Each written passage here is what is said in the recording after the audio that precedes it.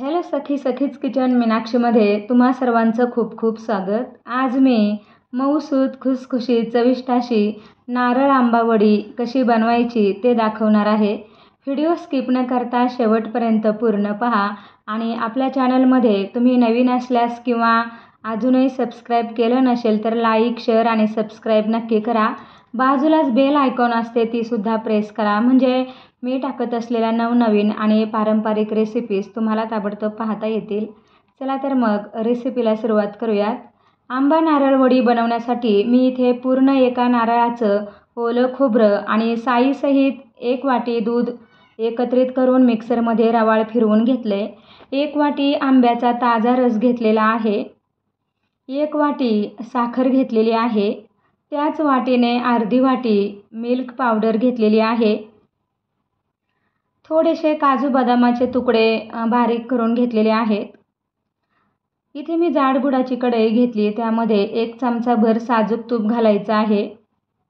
कढईला तूप सगळ्या बाजूने व्यवस्थित लावून घ्यायचं, म्हणजे कढईला मिश्रण चिटकत नाही. सुरुवातीला दूध मिश्रित नारळाचा चव घालायचा आहे. पूर्ण एका नारळाचा चव घेतला आणि मिक्सरमध्ये फिरवताना त्यामध्ये 1 वाटी साईसहित घट्ट दूध घातले आणि रवाळ वाटून घेतलेला आहे. दोन्ही मिळून 2 वाटीभर भरले आहे. मिश्रण तळाशी लागू द्यायचं नाही, मध्ये मध्ये एकसारखं हलवत राहायचं. चांगलं तापलं की ते चटचट उडतं आणि त्यासाठी वरतून अर्धवट झाकण धरायचं आणि एकसारखं हलवत राहायचं आहे. दूध आणि नारळ अगोदर थोडंसं घट्ट करून घ्यायचं आहे.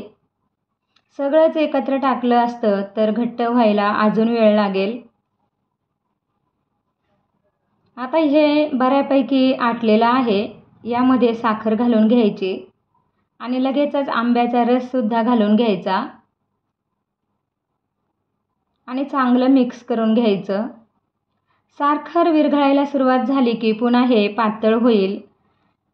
मीडियम गॅसवर मध्ये मध्ये झाकण ठेवून अर्धवट झाकण ठेवून तळापर्यंत हलवत राहायचं आहे, म्हणजे इकडे तिकडे मिश्रण उडत नाही. अतिशय सुंदर चवीची मऊसूत खुसखुशीत बर्फी तयार होते. तुम्ही सुद्धा असं योग्य प्रमाण घेऊन आंबा नारळ बर्फी नक्की बनवून बघा. फक्त शेवट चांगला जमला पाहिजे, कारण बर्फी बनवताना त्याचा हलवा किंवा पाक खूप पुढे जाऊन त्याचा चुरा व्हायला नको. परफेक्ट अशी बर्फी तयार झाली पाहिजे.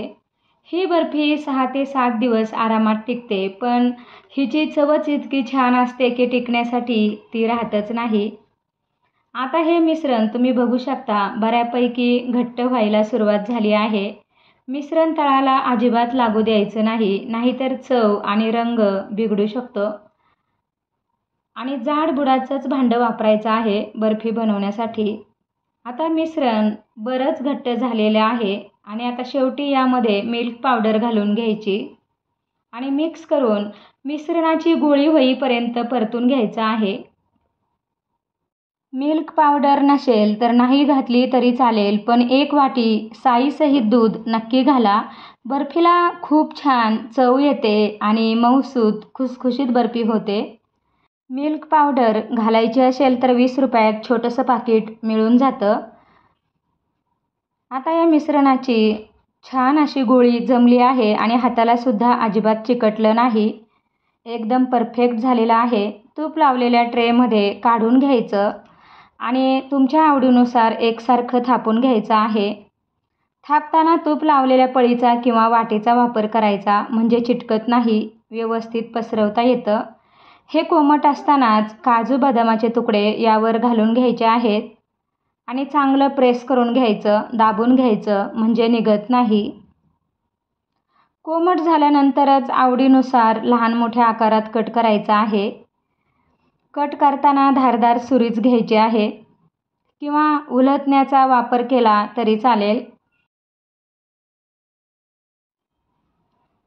कोमट असतानाच कट केलं की व्यवस्थित कट होतात, परंतु वड्या पूर्ण थंड झाल्यानंतरच किंवा सुकून झाल्यानंतरच त्या मोकळ्या करून घ्यायच्या आहेत. सुट्या करून घ्यायच्या आहेत. खूप छान बर्फी जमलेली आहे, त्यामुळे खूप छान कट होत आहे. अगदी एकसारख्या वड्या झाल्यात. आता हे चांगलं सुकलेलं आहे आणि उलटण्याच्या साहाय्याने लगेच निघत आहे. तुम्ही बघू शकता छान बर्फी झाली आहे आणि बर्फीला रंगसुद्धा खूप छान आला आहे आणि चवीलासुद्धा अतिशय छान झालेली आहे. 3 ते 4 तासानंतर बर्फी अजून छान आवळून येते.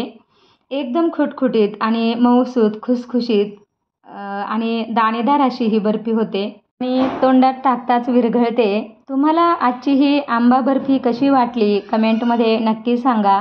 तुम्हीसुद्धा बनवून बघा आणि आपल्या चॅनलला लाईक, शेअर आणि सबस्क्राईब करायला अजिबात विसरू नका. बाजूची बेल आयकॉनसुद्धा प्रेस करा, म्हणजे माझ्या रेसिपीज तुम्हाला ताबडतोब पाहता येतील. थँक्यू. बाय.